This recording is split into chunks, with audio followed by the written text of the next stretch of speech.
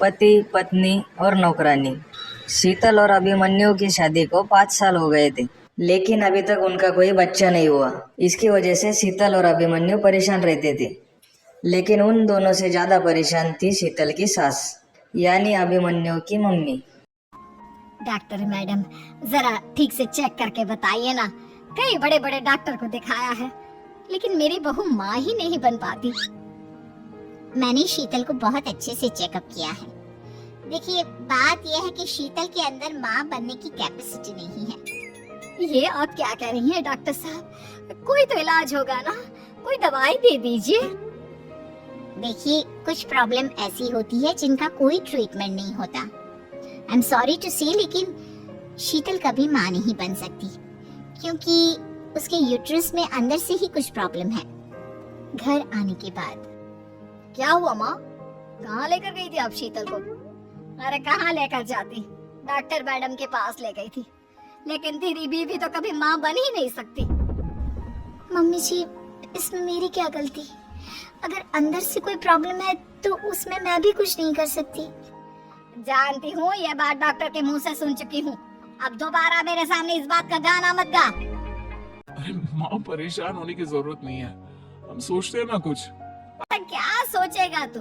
जब डॉक्टर कह चुका है कि तेरी बीवी माँ नहीं बन सकती, तो बता क्या सोचेगा तू? कहाँ से लाएगा बच्चा? माँ, ये तो मैं भी नहीं जानता। अभिमन्यु, क्यों ना हम अनाथ आश्रम से एक बच्चा गोद ले आए? क्या फर्क पड़ता है बच्चा हमारा हो या गोद लिया हुआ?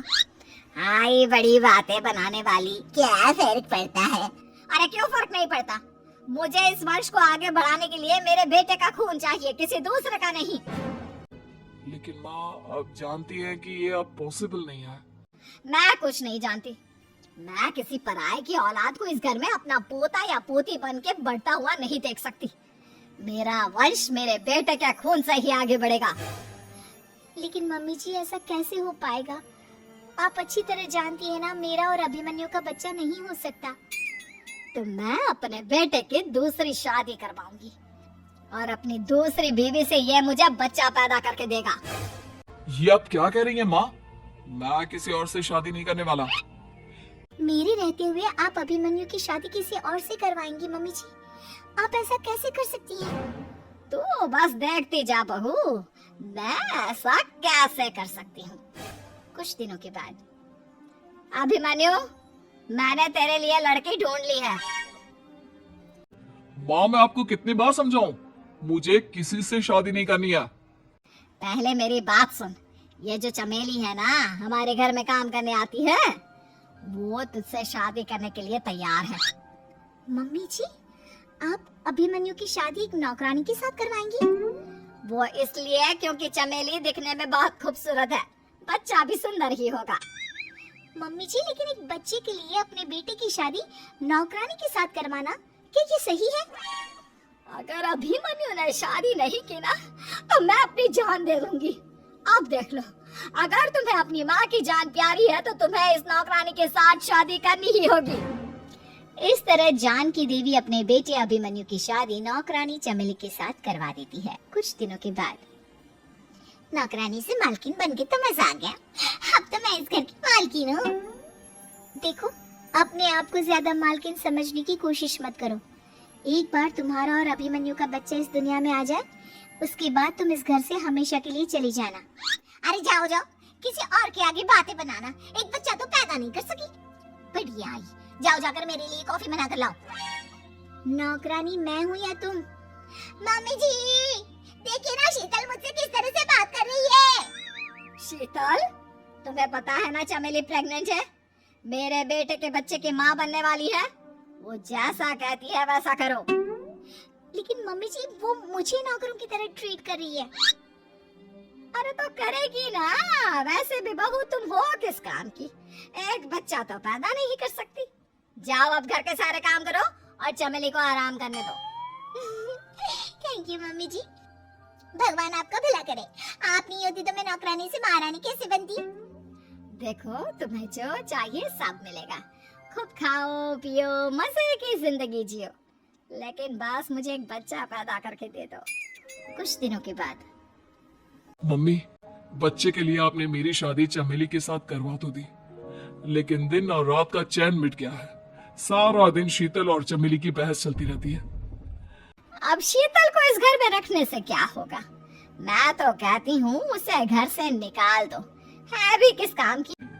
मैं ऐसा नहीं कर सकता माँ, वो मेरी पत्नी है, उससे बहुत प्यार करता हूँ मैं। तुम्हारी पत्नी चमेली है, चमेली, उससे प्यार करो। अरे तुम्हारे बच्चे को जन्म देने वाली है वो। अभिमन्यु, मैं खुद ही इस घर से चली जाती हूँ। वैसे भी अपने ही घर में नौकरों की तरह रहकर परेशान हो चुकी हूँ। घर की नौकरानी मेरे ऊपर हुक्म चलाती है, वो तुम्हारी पत्नी बन चुकी है। अब मेरा इस घर में क्या काम? अभिमन्यु के बार बार रोकने पर भी शीतल उस घर से चली जाती है। कुछ दिनों के बाद चमेली एक बच्चे को जन्म देती है। भगवान ने मेरी सुन ली, मेरे बेटे का घर भर गया, उसका अपना बच्चा इस दुनिया में आ गया। मम्मी जी, बच्चे को हाथ लगाने से पहले मेरी एक शर्त सुन लो। तुम कहना क्या चाहती हो चमेली? आपकी मम्मी को बहुत शौक था ना अपने पोते को खिलाने का। अब देखो, इस दुनिया में हर चीज की कोई ना कोई कीमत तो होती है। तुम अपनी आधी प्रॉपर्टी मेरे नाम कर दो, बच्चा तुम्हारे नाम। अरे लेकिन मैंने अपने बेटे से तुम्हारी शादी करवाई है, अब ये सौदेबाजी कहाँ से आ गई? जो औरत अपनी बहू को घर से निकाल कर एक नौकरानी के साथ अपने बेटे की शादी करवा दे, वो तो सौदेबाजी कर ही सकती है ना। उसका कैसे भरोसा कर सकते हैं? मुझे बस आप लोगों की प्रॉपर्टी चाहिए, उसके बाद ही बच्चे को आप हाथ लगा सकते हैं। मैंने कहा था ना मम्मी, आप गलत कर रही हैं। देखिए, उसका नतीजा आपके सामने है। जब शीतल को पता चलता है कि अभिमन्यु और चमेली का बच्चा दुनिया में आ गया है, तो वो अपने घर पहुंचती है। अभिमन्यु, कहाँ है आपका बच्चा? क्या मैं उसे देख सकती हूँ? कुछ भी मत पूछो शीतल, माँ की हुई एक गलती हम लोगों पर भारी पड़ रही है। वो नौकरानी अपनी औकात पर आ गई है और अब हमसे अपनी आधी प्रॉपर्टी मांग रही है, वो भी बच्चे के बदले में। एक बात कहूँ अभिमन्यु, आप उससे कुछ भी देने से मना कर दो। अरे कैसी बात कर रही हो? मेरे बेटे की औलाद है उसके पास, ऐसे कैसे मना कर दे? मम्मी जी, वो अभिमन्यु का बच्चा नहीं है, वो चमेली और उसके बॉयफ्रेंड का बच्चा है। ये तुम क्या कह रही हो शीतल?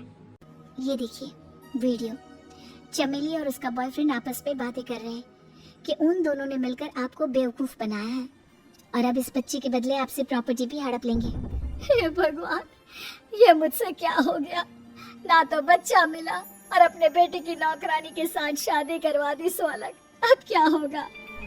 मुझे माफ कर दो शीतल, मेरी वजह से तुम्हें बहुत तकलीफ हुई है। अभिमन्यु, मैंने कहा ना, उस नौकरानी को उसके बच्चे सहित इस घर से बाहर निकाल दो।